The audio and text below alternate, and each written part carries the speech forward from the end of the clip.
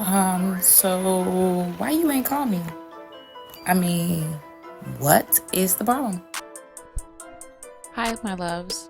Today I would like to talk about qualified immunity.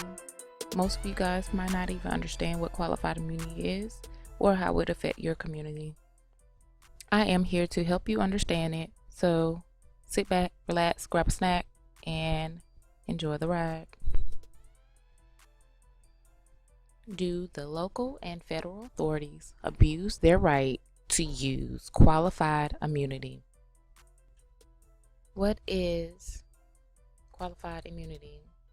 In the United States, it is a legal principle that grants government officials performing discretionary functions immunity for civil suits unless plaintiffs show that the official violated clearly established statutory or constitutional rights of which a reasonable person would have known. Statutory or natural rights and legal rights are the two basic types of rights. Natural law is the law of natural rights.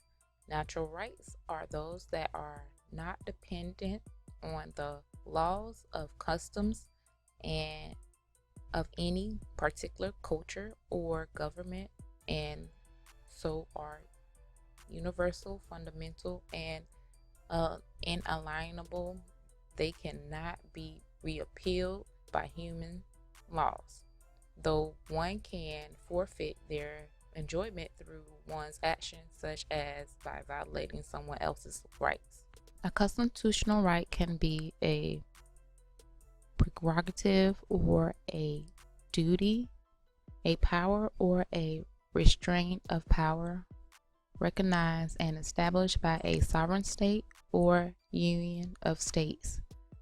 Constitutional rights may be expressly stipulated in a national constitution, or they may be inferred from the language of a national constitution, which that supreme law of the land, meaning that laws that contradict it are considered unconstitutional and invalid. Sovereign immunity or crown immunity is a legal doctrine whereby a sovereign or state cannot commit a legal wrong and is immune from civil suit or criminal prosecution, strictly speaking, in modern texts in its own courts. A similar, stronger rule as regards foreign courts is named state immunity, less strict than absolute immunity, that is intended to protect officials who make reasonable but mistaken judgments about open legal questions. Intended to all officials but the plainly incompetently violate the law. Absolute immunity is a type of sovereign immunity for government officials that confer complete immunity from criminal prosecution and suits for damages, so long as officials are acting within the scope of their duties. The Supreme Court of the United States has consistently held that government officials deserve some type of immunity from laws for damages, and that the common law recognized this immunity. The court reasons that this immunity is necessary to protect public officials from excessive interference with their responsibilities and from potentially disabling threats of liability. Absolute immunity contrasts with qualified immunity, which sometimes applies when certain officials may have violated constitutional rights or federal law. Qualified immunity applies only to the government officials in civil litigation and does not protect the government itself from suits arising from officials' actions. The U.S. Supreme Court first introduced the qualified immunity doctrine in Pierce v. Ray in 1967, a case litigated during the height of the civil rights movement.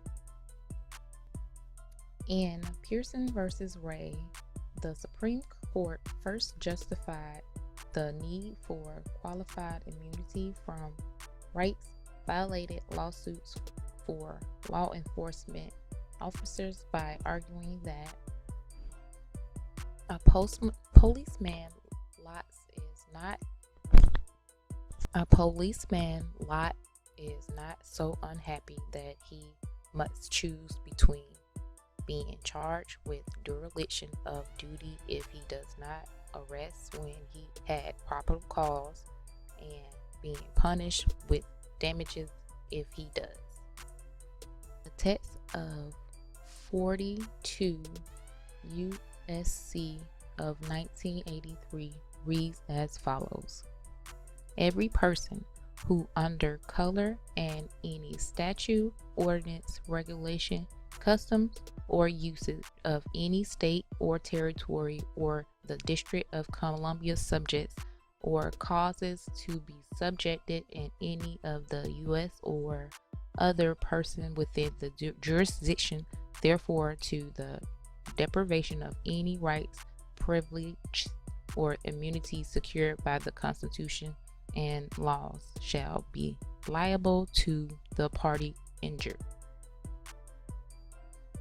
Thus far, the Supreme Court has recognized Bivens' claims for violation of the Fourth Amendment, the Fifth Amendment's equal protection component of due process, and the Eighth Amendment. Discretionary functions requirements. Qualified immunity only applies to acts that are discretionary rather than ministerial. Courts specifically distinguish discretionary acts from ministerial acts. In United States law, a ministerial act is a governmental action performed according to legal authority, established procedures, or instructions from a superior without exercising any individual's judgment. It can be any act a functionary or bureaucrat performs in a prescribed manner without exercising any individual judgment or discretion. Under law, this would be classified under the rubric of public policy. So with that being said, the law enforcement should not have a blanket to protect them against the civil courts. The courts are looking for two things when granting qualified immunity. 1. Was there any rights violated? 2. Was it clearly established? Holding the police and state officials accountable is like pulling teeth. Studies have shown that the amount of cases in which qualified immunity had been granted has risen in the past 10 years over 17%. The government is flawed. There has been a lot of concern with the abolishment of qualified immunity. Congress seems to have a lot more attention geared towards this particular topic. So what can we do about this? That is a good question. Please like, comment, share, and subscribe. Make contact with me. I would love it. Have a great one. Hi loves. I hope you enjoyed the little topic. Hope it got your gears going, give you something to think about, food for thought if you would call it. Please, like I said, like, comment, share, and subscribe. And if you want to make contact with me, I leave all of my information for you below. So why you ain't call me? I mean, what is the problem? You can call me right now. I'm only editing my video. I'm about to go to sleep in about an hour. So call me.